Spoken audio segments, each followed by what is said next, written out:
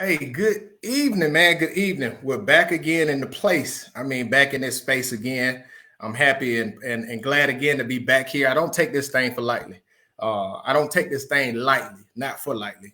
I'm very grateful for just the opportunity of doing what we're doing. But we're back again for another episode, man. Another episode. Episode 59, 59, 59. That means that it's been going strong for well over a year. And I'm grateful and thankful just for the opportunity. Uh, Grateful and thankful for the opportunity to just keep doing what we're doing. Man, we back in this thing going strong on a Saturday. Great in the football season.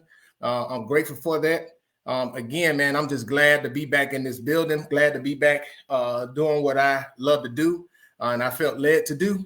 And I'm looking forward to today in this conversation. I'm doing what I'm doing right now. I'm going through and sharing it like I usually do. So you guys feel free to let me know where you're tuning in from. Uh, let me know where you're tuning in from. Um, you know, uh, and share it. Share this thing. Share this thing. Let some people know that you're in the building. Let them know that you're watching, and hopefully that's something that's said tonight is helpful. Because I think this conversation tonight is a good conversation. I know we say that every week, but I try to stay relevant to stuff that I feel that a lot of people go through. There's not a lot of context and subjects that people are really talking about it. But just share this, man. Share this. Let people know that you're in the building, and let me know where you're tuning in from. But again, I say thank you guys for tuning in, and I appreciate the support, the enduring support. It means a lot. It means more than what you think. As I get through here, I'll share this a few more times, and we'll get right on with this thing. But again, thank you, and I say that thank you, thank you, thank you. So tonight is a good night.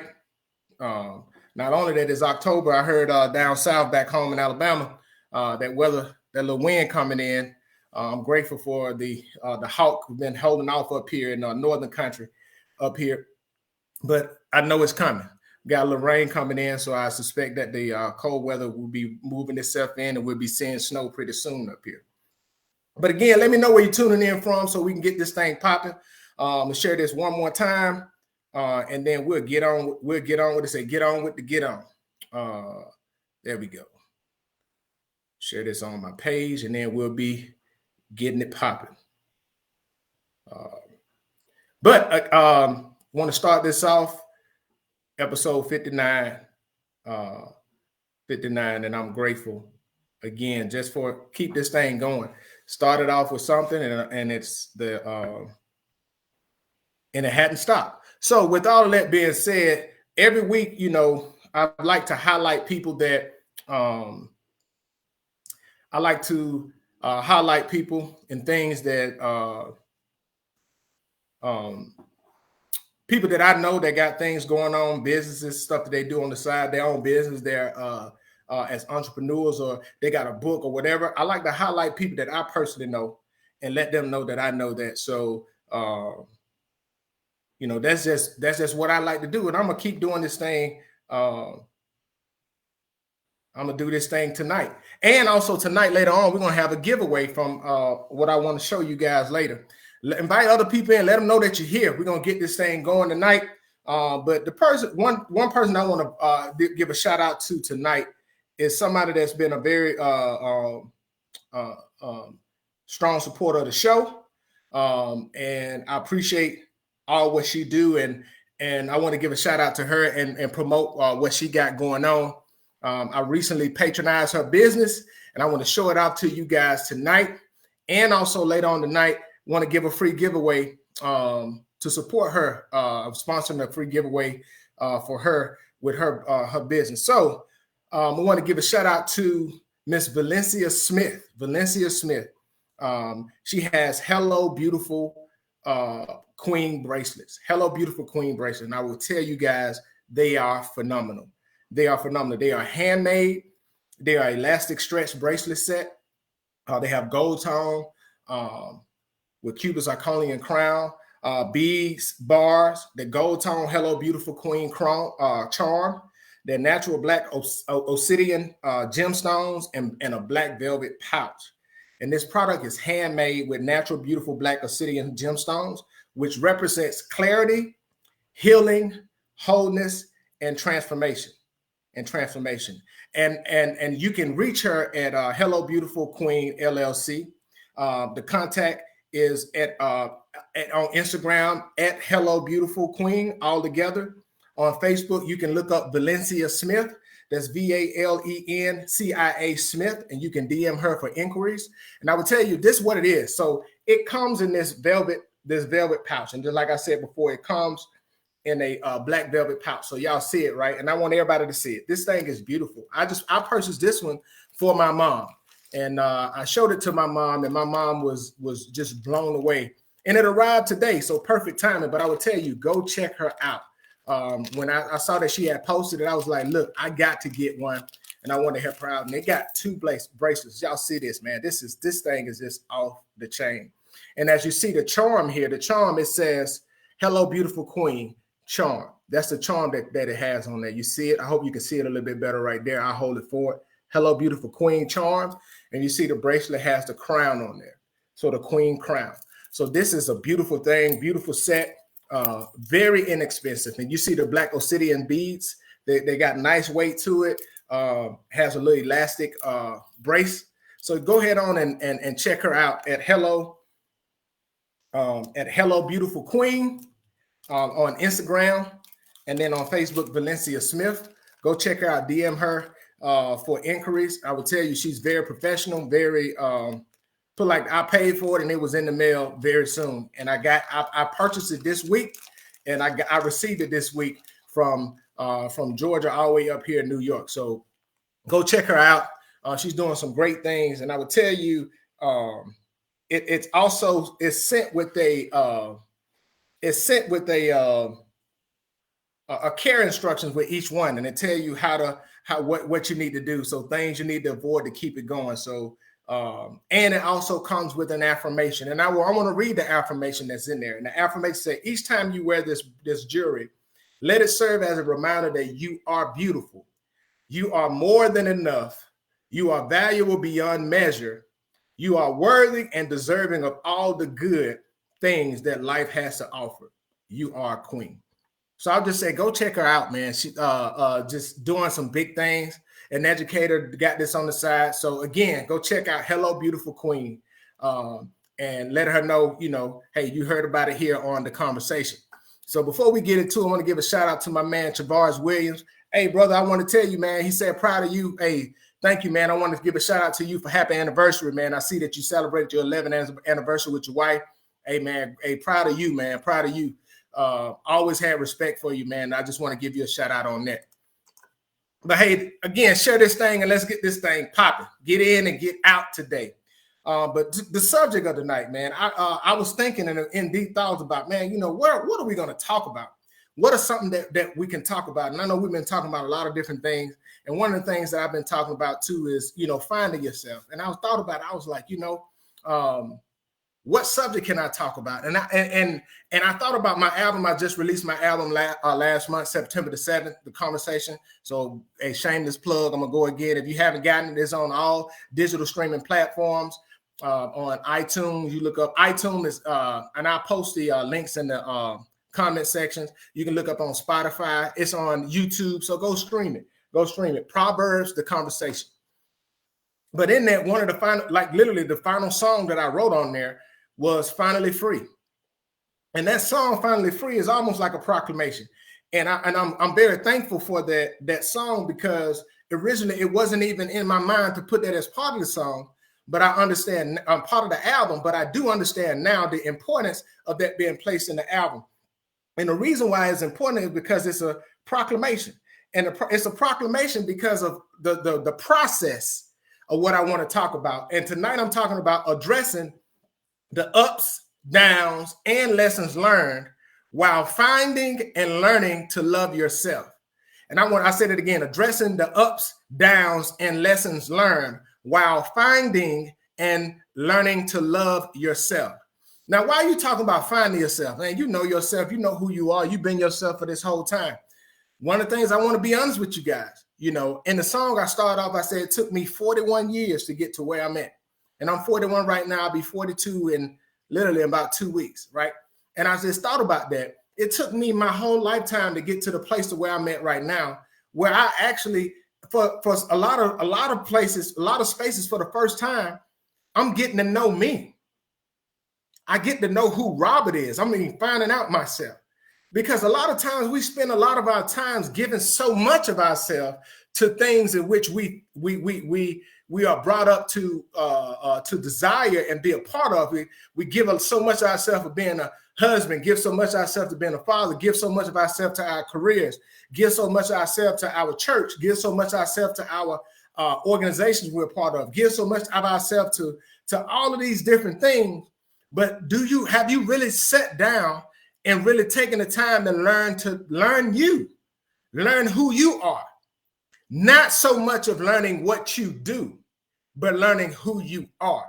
And I say that because as I begin to just navigate this thing through life, navigate this 4-letter word called life, there are a lot of times where I just really didn't know who I was. I had an identity, but I didn't know me. And I know that sounds crazy.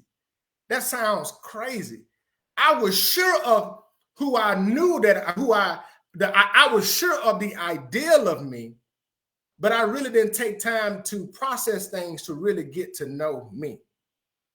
And what do you mean by that, Shep? Shep, I mean, like, what are you talking about? That sounds kind of crazy. Well, I was sure of who I was. Like, I was sure, very sure and confident of myself, very sure and confident of my abilities, very sure and confident in the things that I knew that I was gifted in doing, very sure and confident in doing things on my job. I was very sure and confident about a lot of things, but I didn't spend a lot of time getting to know Robert, getting to know me outside of the titles or the roles in which I was fulfilling. Y'all hear what I said with that? Outside of the titles or the roles in which I was fulfilling.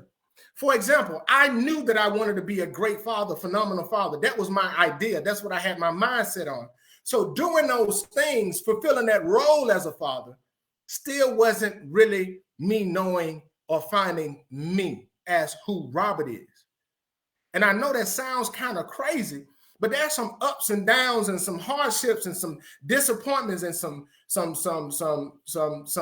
being misused, being mistreated, being taken advantage of, being going through the trials and tribulations of life, so that it got me to the point now where I am comfortable being myself. I'm comfortable being myself. And it took me 41 years to get to where I'm at. And that's why I said in the song, and I'm gonna say some of these words, and feel free to drop some comments if you got some comments or if you can relate to that, because I promise you, I know that thing is real. But what I said, it took me 41 years to get to where I'm at. A lot of lessons learned, hardships, and some regrets. But in the end, there's no complaints, because I found myself, because I was searching and discovering things about myself. I was so dependent on what everybody thought. I wasted time on others' opinion, and I paid a cost. I paid a cost because I realized that it didn't matter. Most of the time, they be jealous trying to keep up chatter. That's why right now I'm really focused on just being me, not being selfish. I'm just changing my priorities. I'm focused on my health and my faith in building wealth, because when I die, I got to be accountable for myself. The things I learned over the years have really shaped my thoughts. Even through my imperfection, I am still a boss. I'm a boss because right now I'm taking ownership. I'm responsible for my life. So I'll rewrite my script. So that's the first verse in there. And that's what I was talking about just through my own personal journey. There's some lessons learned, some hardships, some things I've had to learn about Robert to get to know me. To get to know me, to eliminate all the excuses I was using, to get the courage to face my fears and my shortcomings, and not just rest on the things that I was good at. You see what I'm saying? I had to get to a place to where I stopped running from me. And I said, I'm going to face that man in the mirror. I'm not just going to make excuses for him. I'm going to take back ownership of my life. Because guess what? This life, you're going to have ups and downs. And I'm tired of people, especially the churches and these preachers, acting and preaching this gospel as if there's nothing, like we're not going to go through stuff. Like everything always going to be packaged in a good way to where everybody going to like it and all things going to be good and hunky-dory. No, it ain't. No, it's not. No, it's not. And I'm saying that because that's a reality. And that's why so many people have left the church, because we haven't been real in the sense of being honest about the realities that we have to face in life. And we try to present things from a spiritual perspective and talk a spiritual application. We talk a spiritual reality, but we negate the natural application of it. And that leads to a lot of disappointments, because guess what? Yes, I understand we wrestle not against flesh and blood, but against principalities and rulers and high places. I understand that, but it manifests itself in the natural. And if I don't understand or equip myself how to deal with that, I find myself in a perpetual state of frustration or a perpetual state of disappointment, where it begins to diminish and the value in which I place into the things in which was told to me, or what I feel like it should be. So I say that because, there's a lot of things where before, and I would tell you, it's not that I'm getting, yeah, it is that I'm getting older, but when I get older, I realize, like, you know what, I'm not going to waste my time on a lot of things that don't bring me value. And that's one of the biggest things you learn when you start to define yourself. You really start to learn your value. And when you learn your value, what you do is you begin to operate differently, because you understand the true appraisal of what you really worth. And I'm going to say that again. Once you understand your real value, you begin to operate differently. And it ain't that you bougie. And it ain't that you doing something different. It ain't that you acting funny. It's you understand your value. And when you understand your value, you walk different. If you don't believe me, I'm going to give you an example. I know you guys, you ever watch like the Antique Show, the Antique Channel? Y'all remember the Antique Channel? And the Antique Channel, you go and it's people that bring things in and people get stuff appraised. Y'all know what I'm talking about? And it's funny how when I watch that show, how many times that people have went to garage sales and paid $2, $3, $5 for something that was in the closet, that was in the attic, that was set up in boxes, that was put away, that they sold it for $2 to $5, $10. That somebody get that same thing and they go get an appraised and it's worth $50,000, $100,000. They did not understand the value of what they had, because if they understood the value of what they had in their possession, they wouldn't have had it put up in the garage. They wouldn't have had it put up in the attic, and they would not have sold it for $5 to $10, because they did not understand their value. But I guarantee you, if I give you something of value and you understand that value, you'll operate a little different. Now, don't get it twisted. I can get a $10 watch and I can get a $10,000 watch, and both of those watches can tell time. But that $10,000 watch, you're going to make sure that $10,000 watch is better taken care of than that $10 watch, because you understand the value of it. That's the same thing, the importance of understanding your value and getting to understanding your true value. Not the value that you value in yourself based off of your experiences. Because a lot of us undervalue ourselves because we can only see ourselves through the wounds of our unhealed pain of our past, through the wounds of our trauma. And it's hard for us to see our true value, to really get to see what you are worth. And it's not saying you better than anybody, but if you understand your value, one of the powerful things about understanding your value is you'll begin to limit the access that people have to you. And those people who access get cut off, they're going to say you acting bougie. They're going to say that you acting stink. They're going to say that because guess what? They have been getting over because they are not required to pay the admission fee of your true value to have access to you. But once you realize that, you just raised the cost. Now watch this. When they was getting over for getting access to you with you undervaluing yourself, they had no problem with accessing you. But when you require them to pay the full value of what you work and they have a problem with accessing you, you know where you stand with them and just move on. And that's a hard pill to swallow. My mom said it earlier when I was talking. She said those are big pills to swallow. And Brandy said 100% on point with her comment. But I say that because it is true. It is true. It took me 41 years to get to this place.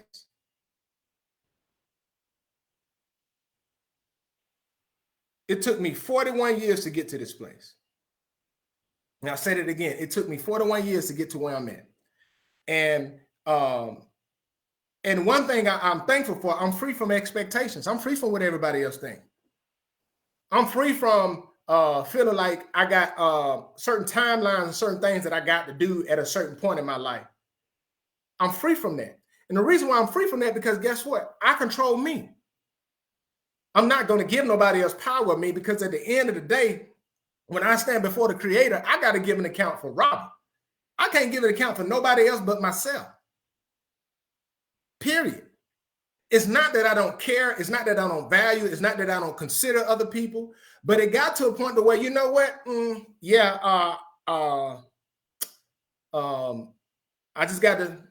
got to take control for me. What's going on, Terry? How you doing? He said, great message, bro. Coach Jenkins said, bougie and stank. That's me now. It took me 48 years to get there. So you're ahead of schedule. Hey, Coach, I'll tell you, it is not an easy process to get there.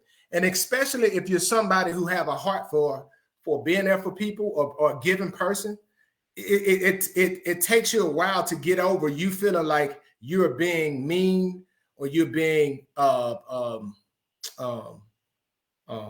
selfish, and you're not being selfish, because, you know, I just had to reprioritize things.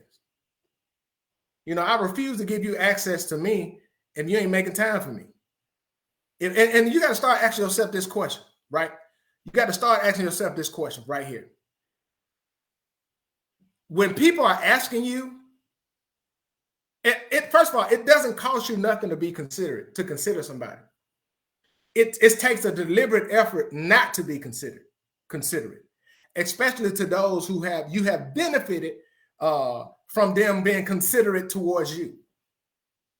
So those, when you aren't considerate back towards them, you're just being selfish. And that's just what it is. My brother said the biggest thing to learn is value and how precious time is. Bro, I would tell you, we out here like we got 2,000 years to live. And I would tell you, life is precious. I see all the time people dying, people who have passed on, who are who were way younger than me, who are around my age. And it really makes me think. Makes me think about just how valuable life and time is. And once we really understand that, I will tell you, it frees you up so much so that you can really start to enjoy life and enjoy the abundance of life, because you start to eliminate all that stuff that don't matter. We are bogged down in life. A lot of us are stressed out, overwhelmed, overworked, because we're worrying about stuff that don't matter. That don't matter. And I don't want y'all to hear this from me. And I'm not talking about you not having things the way you want to. I'm not talking about you not having nice things. I'm not talking about you desiring for peace and all. That's not what I'm talking about. But a lot of people are out of pocket, got high blood pressure, doing all this because you worried about having a clean house, when it's okay for, I mean, you want everything to be perfect in your house, but does it really have to be? Is that a requirement for you getting into heaven? Because we like to use stuff out of context. Cleanliness is next to godliness. I got that. Keep stuff clean and in order, but you worrying yourself to death about something that ain't got nothing to do with you, your quality of life. And I'm just using that as one thing. You worrying about your kids, or you worrying about what somebody else think about your kids, or or you worrying about like that. You worrying about how somebody gonna think how you got your kids dressed. So you'll work 2-3 more jobs and don't get no sleep and can't be there for them just so they can dress nice. So that talking about you don't want nobody to think that you ain't taking care of your kids. Who cares? Do you? And I would tell you when we start looking at that type of stuff, and I'm saying this, I don't know why this coming, but if you really look at that, your kids would rather you be at the house and make time for them than you buying them stuff that ain't gonna matter at all. I'm being honest, I don't remember nothing, could care less about anything that I wore in school, including the stuff I bought. Most of the time I wore t-shirts and some sweatpants and jogging pants. That was just me. I bought my first pair of Jordans on sale when I was 28 years old from Hibbett's, and I got an extra 20% off. I didn't care about that stuff, but I know a lot of people that care, but does that really matter? Mama said having a clean house does not negate a home. Yep. She also said home is more important than a clean, spotless house. That is so true. And those are the things about life that I think we're missing, because a lot of us, we don't really know ourselves, and we're so caught up on we're so caught up in putting our time and our energy in uplifting not a facade, but the portraying ourselves as one thing. We're so caught up in committing so much time and energy and projecting who we want others to see us as, instead of spending that time to really be who we are. And I would tell you, you'll find yourself in a better position to be a better husband, better father, better wife, better mother, better spouse, better friend, better anything when you find out who you are. When you find out who you are. Coach Jenkins said the world says outward image is everything, but Jesus says clean up the inside of the cup. Hey, Coach, that is so true. And the other thing is, finding yourself is really dealing with you. And I would tell you, this has not been an easy process. And I'm talking about dealing with you is changing your spending habits, changing how you manage money, how you look at money, taking time to fix that credit score, to really start changing the habits that led up to the credit score being what it is, or what it may be, or maybe not now. You know what I'm saying? Really start working on your attitude, or start dealing with the fact that you are hurt from being molested as a child, or you are hurt from the neglect that you received as a child, or you are hurt from feeling as if you're the outcast, but then dealing with the reality of what the truth is. Because a lot of stuff we like to hold on to because we have tied so much of our identity to that it becomes the bed equivalent to the bed that the man at the pool of Bethesda had. When he was at the bed for 38 years, and then when he had an encounter with Jesus, he asked him what he wanted to be. Do you want to be made whole? Then he told him, take up your bed and walk. It's time for us to take up that bed, take up that lie you've been living by, that you've been telling everybody this what it was and this how you was treated. Take that lie up, throw it away. Because guess what? You ain't going to find no peace with trying to live according to it, because it's not who you are. You're not going to find no peace with that. So I would tell you, there's addressing those ups and downs. There's some highs and some lows. There's some scary stuff that go on with that. There's some stuff you got to really sit down and deal with you. But the question is, are you ready to deal with you? And my mama said, get therapy. And I would tell you, therapy comes in so many different ways. But therapy ain't you smoking weed. Therapy ain't you drinking liquor. Therapy ain't those things that you're just trying to numb it. That's not addressing it. And I'll say this again, that's just numbing it. That's not addressing it. And I made a post earlier this week, and I want to speak to that post. I'm going to pull it up right now so I can be accurate in what I said. But addressing it. Now watch this. I want y'all to really catch what I'm about to say. And I said, words of wisdom.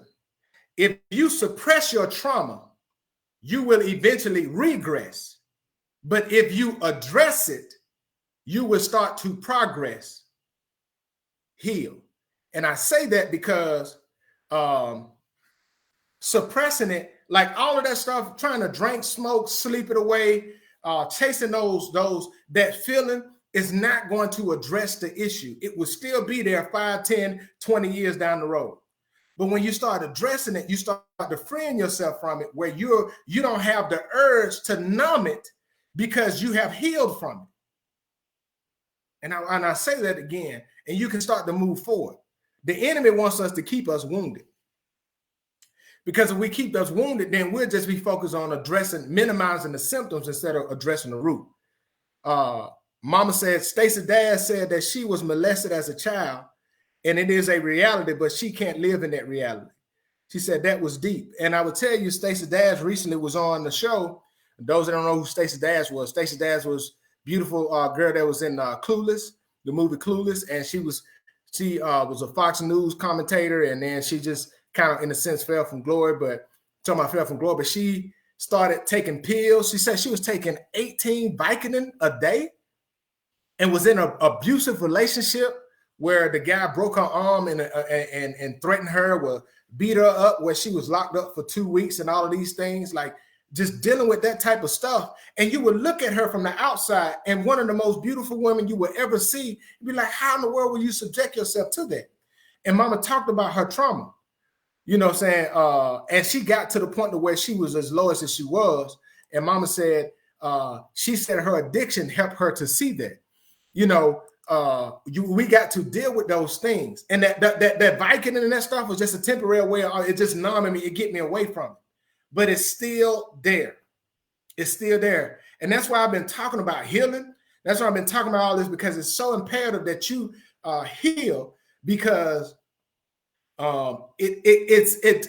healing is so liberating, but it's so scary to start. And what makes me so upset, when we talk about healing, especially in the context of the church, is we just tell you pray about it and go to God. No, it's more than that. It's more than that. Prayer is a part of it, but you need some tools to start addressing and dealing with some stuff. Listen, man, I'm going to tell you right now, if we start being real, and I really want to talk, really want to talk about this, is we throw stats and numbers out there and we just wave it away. But we don't really, I don't think a lot of times we sit down and think about it at the realness of it and how so much that affects so many people. Watch what I'm saying. 1 in every 3 women have either been raped or molested. 1 in 3. So if you got 6 women in your family, by statistics, 2 of them have been raped or molested. 1 in every 6 males have been raped or molested. Just do the math. If you got a class of 30 kids, out of those 30 kids, you got 12 males and 18 females. That means that you got 2 males that have been molested, and you have 6 females that have been molested. So out of 30 kids, you got 8 kids that have been molested in a classroom. Now, what if you have 100 class? What if you have 10 classes? That's 80 kids in that elementary school. That's 80 kids in that high school. That's 80 kids in your family. Y'all start to look at the numbers, and when you really start looking at those numbers, it is a reality that so many people are suffering in silence, and they need to know, how can I heal? What is the steps to heal? Because I'm carrying this thing on my own, and I got to find a way of numbing it. I got to find a way of coping with it, because there ain't nobody I can talk to. Because everybody else that I go to talk to just tell me to pray about it and everything will be all right. But nobody's talking about counseling. Nobody's providing those resources that there are domestic violence centers and places where you can receive help and resources available for you. But we don't talk about it. We just act like everything cool. And we got to do better with that, because if we start looking at those numbers that way, we start to realize it's a lot closer to home than what you may think. You got those predators, people that's trying to take advantage of kids. And that's comes from that's the spiritual aspect of it. But it manifests itself through those men and those women molesting those kids. That's the reality that we have to talk about, that we don't like talking about. We just can't talk the spiritual aspect. We got to talk about the impact of what happens when it manifests itself in the natural. And people are dealing with that. They are dealing with that, and it impacting them on so many levels. And we wonder why, oh, well, they just should just get it together. They just should do this, and I wouldn't do it. They're dealing with things. They're trying to cope with it. And I applaud them for their strength, but I would tell you there's a better way. There's people out there that know exactly what you're going through, and you're not carrying this thing on your own. You're not the only one. You're not the only one. My mama said, when we deal with our past trauma, it becomes our past. When we don't, it becomes our future, because we have to continue to deal with the trauma, because we have to continue to deal with the trauma. That is so true. It actually becomes our present and our future. And I'm not just saying this to say this. I've been talking about healing for about 9-10 months now. And I just want whoever may be watching this right now that is dealing with some stuff that you may have suppressed from your childhood, it is time to address it. Because guess what? You're not a victim. You're not a victim. Guess what? It was not your fault. Guess what? If you tried to go to somebody and they didn't help you, shame on them, not shame on you. And I want to tell you, you're smart, you're intelligent, you're beautiful. And everybody that God has tied to you and connected to you is depending on you receiving your healing. Because guess what? A wounded heart, I'll say this, it is impossible for me to love as a father, to love as a husband, to love as a brother fully in the full capacity of what I was created to do if I have a wounded heart. And everything that I give through that wounded heart is contaminated by that wound or the hurt or the impact of that trauma.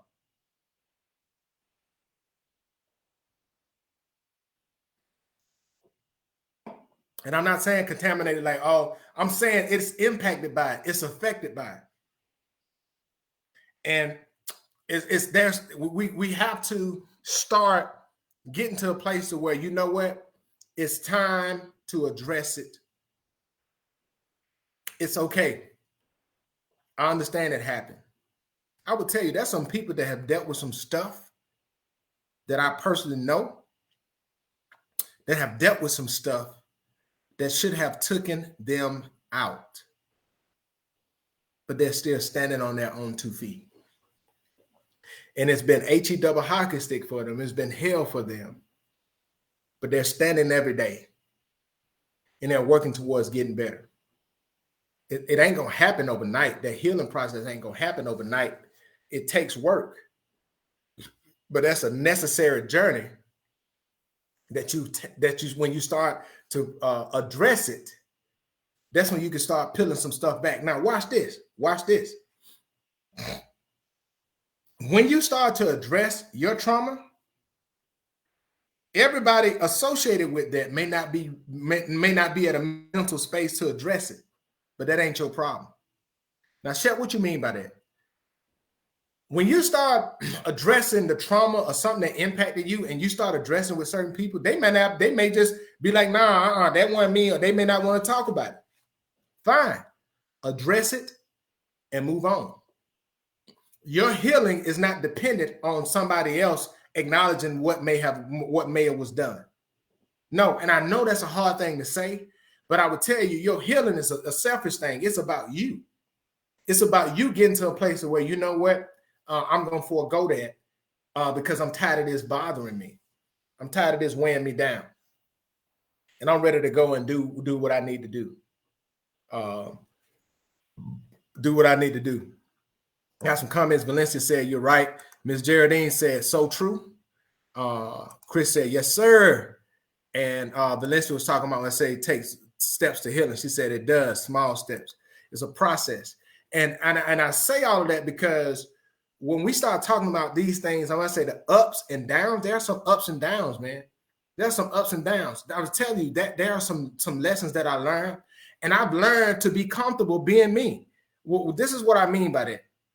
I'm a giver. I'm a natural giver. That's just part of my DNA. That's how I've always been.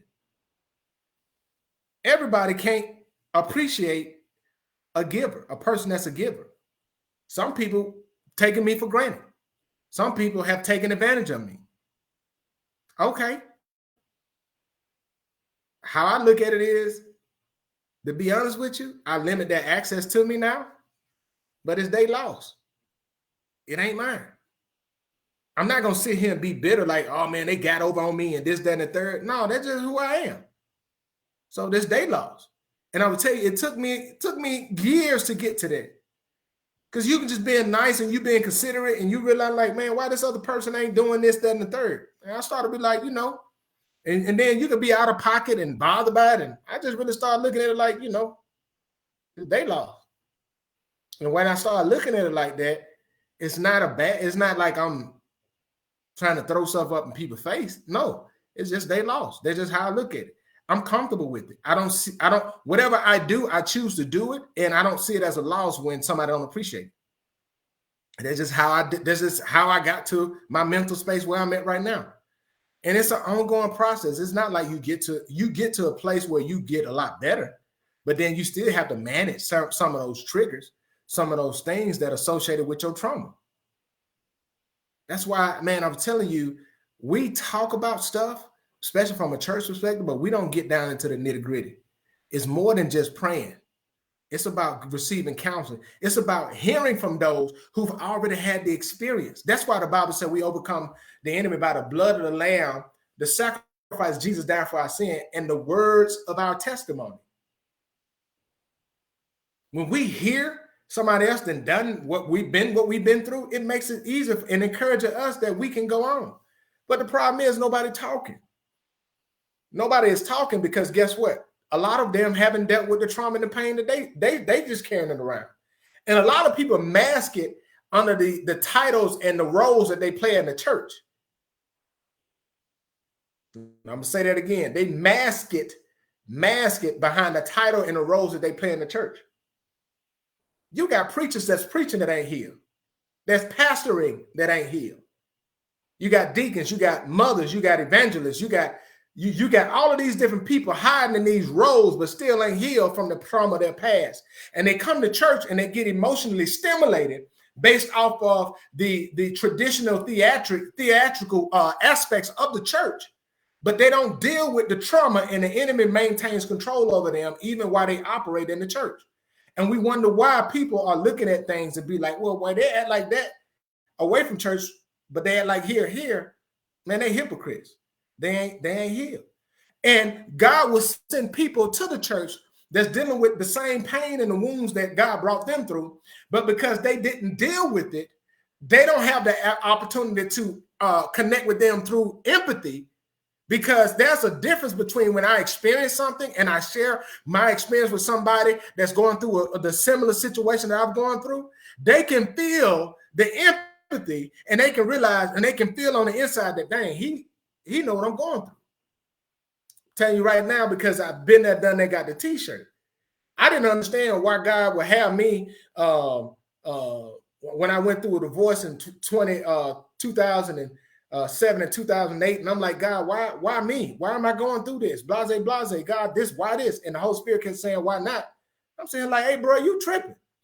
You tripping. But why me? Why, God, why me? And guess what? As I look back on it, over the years, I've been able to help so many people that was going through similar situations. And a lot of them, my situation was 10 times worse. And I was able to share with them about my experience and the realities of my experience, would help them be like, man, you know what? Mine it ain't that bad. Yeah, I can get over this. If he can do it, I can get over this. And I told them how I process it. You know, I share with them with my faith, but I also share with them that I went to counseling. Because I got overwhelmed. I went through my bouts of depression. I went through my bouts with anxiety. I went through my bouts with dealing with suicidal ideations. I went through all of that. Being overwhelmed, overwhelmed with depression. Just coming to work smiling, crying on the inside. I mean, I'm talking about when you crying to the point to where I'm sitting down and I just want to scream, but it's like I got a knot, ain't nothing coming out. I'm talking about crying to the point where you ain't even got no tears no more, and you just hurting, but you just can't even cry no more because you just that hurt. I've been there. I've been there. If I never experienced, I couldn't talk about it. That's why I say it's just more than just, I'll just pray about it. It's time that my ups and downs and me learning and finding myself was really found when I hit rock bottom. Because I found my foundation. What I found was that my foundation is built on my faith in Jesus Christ. Because through all of the stuff that I dealt with, he still remained constant. Even though I was frustrated and angry that things that were that happened, what I had to realize was it wasn't about what I wanted, it was about his sovereignty. And also not only about God's sovereignty, it was about God's permissive will, that he gave each one of us the choice, the right to choose what life we're going to live. That's either staying with somebody or not. That's a lot of different things. But guess what? In that, I realized that even yet it didn't go how I planned it to go. It's still, my life still has gone according to the will of God for my life. And that's why I found my foundation. And with that foundation, I was able to rebuild.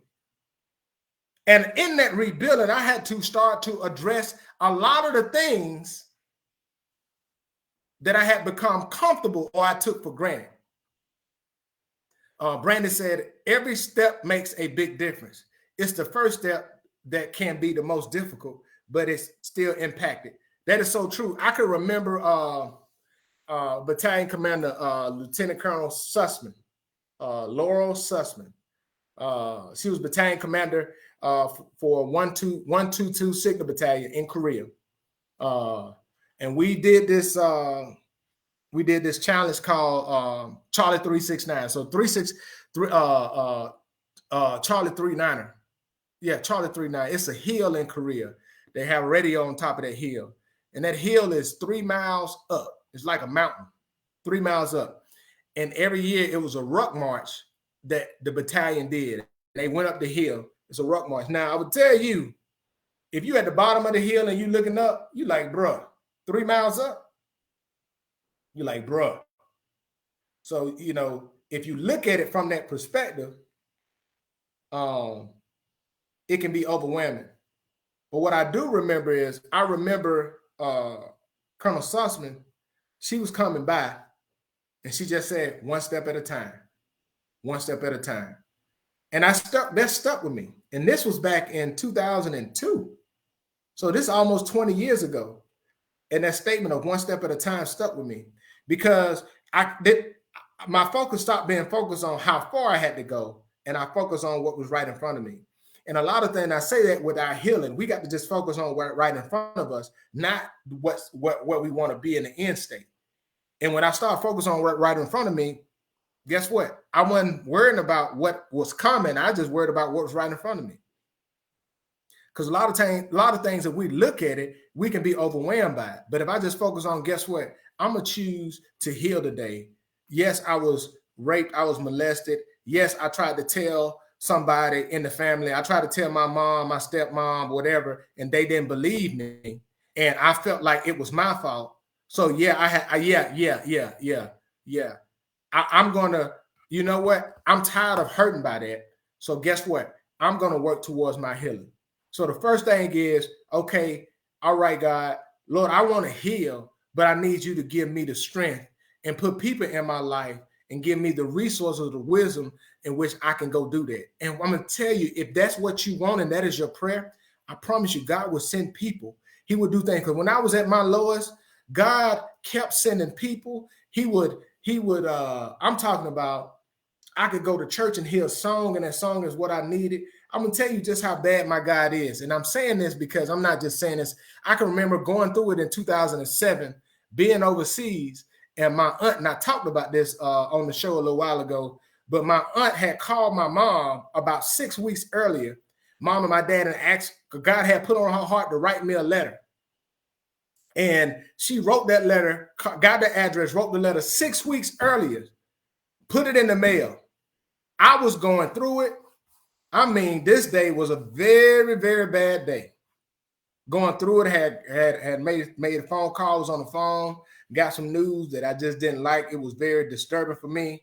And I was literally remember being in Iraq up near Kirkuk and walking out, and I was, now bear in mind, it was very stressful, very stressful. I was part of a 10-man team that was embedded with an Iraqi infantry battalion. So it was 10 Americans living with 400-500 Iraqis outside of the comfort of American base, and just always on high alert. And I can remember that day just getting off the phone, literally was in tears, talking on the phone, walking out by a burn, by a perimeter. And I can remember saying, "Hey, Shep, you got some mail." So they picked up mail. I was walking away, stayed outside a little bit to dry my tears up, went in, and I opened up the letter, and the letter was from my Aunt Julia. My Aunt Juanne, we call her name Julia, but we call her Juanne. And everything in that letter was exactly what I needed to hear at that moment to lift my spirit. When I tell you, that's the God that we serve, that he placed it on my aunt's heart 6 weeks earlier, because he knew that it was going to take that long to get there, just so I can read it right when I read it. Because I would tell you, if I didn't have that to read, I don't know what would have happened with me going to bed that night. But that's the God that I serve. And I'm not just saying this just to say this. I'm not saying this to try to be like no hocus pocus. I'm just telling you the God honest truth. So at my lowest, that was my foundation. And I would tell you, if you're trying to find yourself and you're trying to start on your journey to heal, you can't heal on the shaky foundation. You can't heal on the shaky foundation. You can't heal wanting to get back at somebody. You got to heal with the mindset of freeing yourself. And I'll say that again. You can't heal wanting to get back at somebody. You got to heal with the mindset of freeing yourself. And with that, that will help you find and learn to love you. Learning to love you is saying, you know what, I'm not going to give you access to me. You know what, this is learning. When I learn to love myself, it's going to be like I'm reciprocating the same level of effort. If you don't prioritize me, I'm not going to have no bad feelings for you, but guess what? I ain't prioritizing you. I made you a priority. You can't make me a priority? No, can't do it. If what you expect for me to do for you, I can't, without a good feeling in my heart, with any level of surety and feel that you do the same for me, I do it if I want to, but it's not going to be automatic. And those are the things where I have to learn to love myself. When I find myself, I start to learn to love myself. Start to learn to love myself and be like, start holding myself accountable. Okay, Robert, look, you got to change this. You got to start changing this. You need to work on this. Hey, you know you've been lazy in this area. You know you got to fix that. You know it's time for you to get your butt up and do something about that. Stop just talking about it. Get up and do it. You know, those are the things where finding myself and learning myself is I started to hold myself accountable of the things of fulfilling the potential that I know I have, and stop making these darn excuses because I don't want to change my behavior, which I was doing for years. I was resting on the laurels of the things that I was comfortable with, but avoiding the things I needed to address so that I could move forward. And I will tell you, that ain't a good place to be. That's not a good place to be. But I'll tell you guys tonight, I hope you guys really, really enjoyed this show. I hope it was helpful. But I tell you, addressing the ups, downs, and lessons learned while finding and learning to love yourself. Learning to love yourself is a process.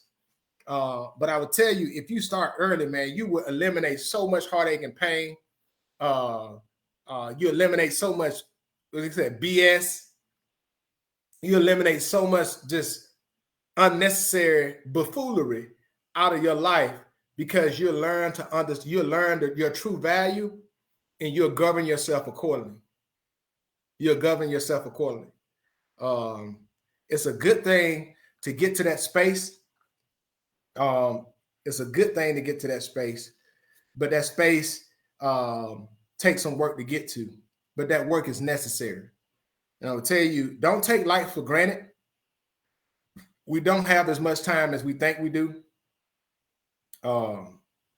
And that's one of the things that I would just challenge you. Don't just say, go ahead and do it now. Go ahead on and do that thing now. Live your best life, man.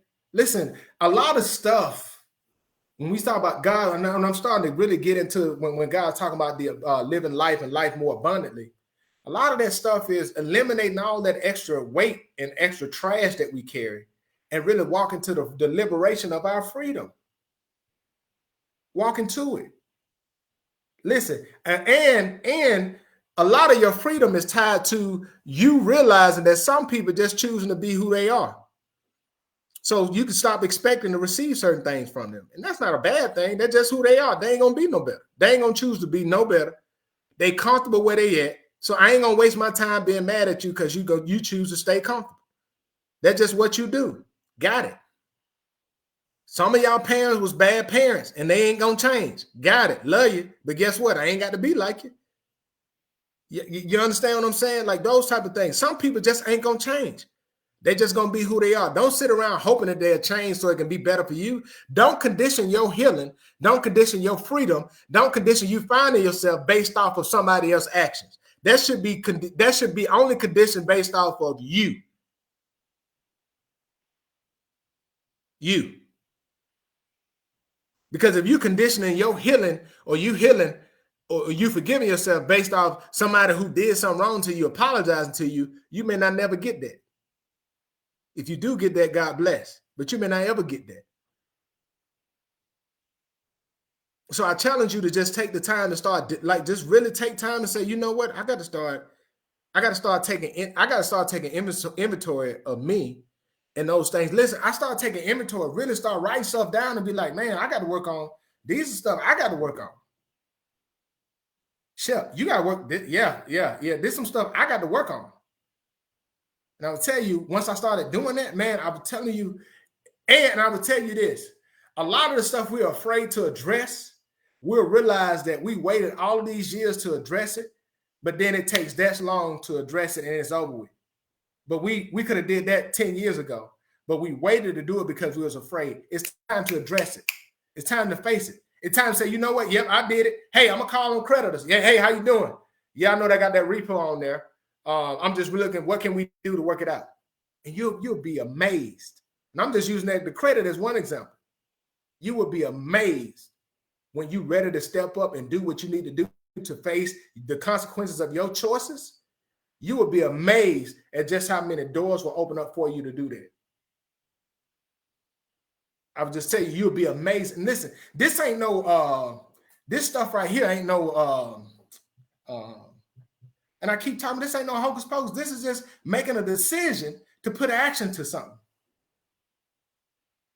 You know what areas where you struggle at. You know what areas where it bothers you. Don't just suppress it, because if you suppress it, I'm telling you, if you suppress it, it's still going to deal with you. It's time to address it.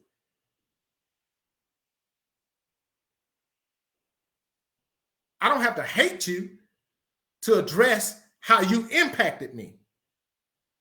I don't have to be disrespectful towards you to address how your action as a father or your action as a mother impacted me. I don't have to be disrespectful. And even if they come back and being disrespectful towards you, yes, ma'am, yes, sir, I see that, but I'm going to tell you right now, this is how you impacted me based off of what you did or you didn't do. And I wanted to let you know that. And you know, if you don't want to talk to me no more, God bless. But I just wanted to address that with you. Peace be with you. And you move on and listen, I'm telling you, and the reason why I'm so passionate about it is because when I started to really do that, that's when I really started to see so much growth in my life within this last year about me being free. And I would tell you, in that freedom, it opens up so much more where you can grow. And then God can start really speaking to you about things where now you can really start building generational wealth. Now you can really start establishing, being what your children's need in their lives, instead of you want them to be your pawns, or you know what I'm saying, like that. All of that stuff, man, you can really be free. And that's why I said on my song, finally free. I'm free from expectations, and I'm free from what you think. I'm free from negativity. You can take that to the bank. I'll tell you, yeah, hold on, here it go. It said this, it said, I'm free from expectations, and I'm free from what you think. I'm free from negativity. You can take that to the bank. I'm free from fear of failure, because through failures, I have grown. I'm free from being burdened, so don't call me on my phone. I'm free from disappointment, because some things are what they are. I'm free from stress and doubt, because it won't carry you that far. I'm free from being judged, because Jehovah is my king. I'm free from being fake. Being real is what we need. I'm free from what you say, because your words don't hold no weight. I'm free from being broke. Man, my mindset had to change. I'm free from unforgiveness, and I'm free from any curse. I'm free from what I used to do. Believe me, it was worse. I'm free from your assumptions, and I'm free from your neglect. I'm free from anything that keeps me from being my best. I'm free from all the trauma, and I'm free from misery. I'm free from overthinking. Lord, I'm finally free. And that was the second verse of the song. So if y'all see, this song is just a proclamation of what God has done for me up to this point in my life. And I'm loving it. I mean, when I say I'm loving it to the T. I mean, loving it. Because guess what? I'm finally free. I'm not bound by the role of being a father, or the role of being a man, or a soldier, or officer. I'm not bound by none of that. I have no boundaries. I'm free to be whomever I choose to be, and operate in the fullness of the capacity in whatever roles I choose to fill. So I would tell you, I just want you to get to that place. And my prayer for you is that through all the ups and downs, that we learn how to find and learn to love ourselves, so we can be free. Now, I want to end this thing going. We got a few people watching, and we got Valencia on tonight. So again, I want to give another shout out to her for Hello Beautiful Queen LLC. Again, I want to just show y'all the beautiful thing. It comes in this black velvet pouch. I got it today. You can go check her out at beautiful Hello Beautiful Queens on Instagram. But you look at this, man. This thing is beautiful, and you see, you got this charm. It's a Hello Beautiful Queen charm. And I don't know if y'all can see that bling that we got right there. Y'all see that? Y'all see that bling, bling, bling. And you got the other one got a crown on it. So you get both of these. I'm telling you, and you wear it, and she'll send you a affirmation with this, and it got black obsidian stones with it. I will tell you, very professional. Go check her out. I'm gonna put her information in the. In the comments. Go check her out. Go check out Valencia. You see her. She's in the comment. Valencia Smith on Facebook. Valencia Smith. Go check her out. Inbox her for inquiries. I would tell you, very prompt, very professional, and she's doing her thing. So go check her out. You guys, man, I really, really appreciate this. More to follow, man. Just more content coming out. More shows. We got to talk about this thing. Getting ready to celebrate a birthday. Man, I'm gonna turn up in the field, because I gotta go to the field. I gotta go to the field for my birthday. So that's how we do it up here at Fort Drum. Just excited about another birthday. Just excited about a lot of different stuff. And I'm just taking charge of my life, to live my life and live a good life that not just impact me, but impact the lives of others. So you guys, I'm grateful for you guys tuning in. You guys have a great and wonderful weekend. Just want to give a shirt. Y'all see the shirt. I'm about to go watch the Tide roll. Go ahead on and watch that Tide roll. You know what I'm saying? But besides all of that, you guys have a great and wonderful weekend. Love you all. See you all next week.